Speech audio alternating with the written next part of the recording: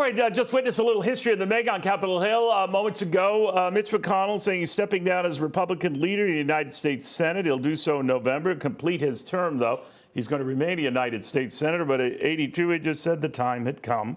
So he's stepping down. He's had a lot of altercations and disagreements with Donald Trump and Trump back at him.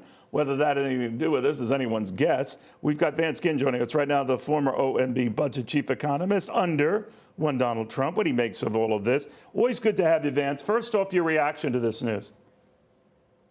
Well, it's a pleasure to be with you, Neil, as always. I think this is about time. Senator McConnell's been there for a long time. It's time for someone else to be in leadership and for hopefully a different direction for the country of less government spending and something else we can get control of these deficits and debt. And so I think this is a good time for this to happen.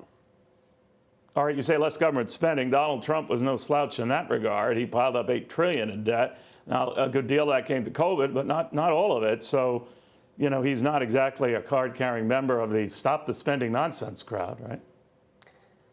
Well, I think you're right. My good friend Congressman Chip Roy was mentioning that before, and I think that this is something that we've got to get control over because, as you know, Neil, we're over $34 trillion in national debt. We're running net interest payments on the debt of $1 trillion a year. This is just unsustainable. We need sustainable budgeting. That's really going to get control of spending. I know there's a lot of talk about this in D.C. We never get it, Vance. Yeah, ever. Left or right. Over many years, when I was a younger man, I heard these arguments, and it doesn't happen.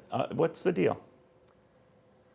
Well, as you know, politicians need to get reelected, and so they like to give out handouts and more spending. But we've got to get control over this. I mean, this is a large national crisis that's going on of the excessive spending that we've got to get control over, Neil.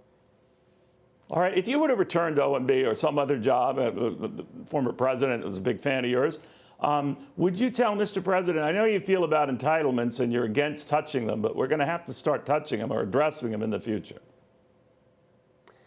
Yeah, I think we have to. I mean, I think this is the main thing that's driving the overall budget up like it is when you think about Social Security and Medicare. And there are some things that I think we can do in order to make sure that those who are already in retirement or near retirement aren't affected. But the younger Americans, like myself and others, we should be able to see, okay, we're going to have some changes for the future, whether that's private savings accounts or some sort of a program like health savings accounts where more money goes into that for health care. I think we need to look at these and make sure that we're providing a path forward because right now it is unsustainable and we've got to make something different.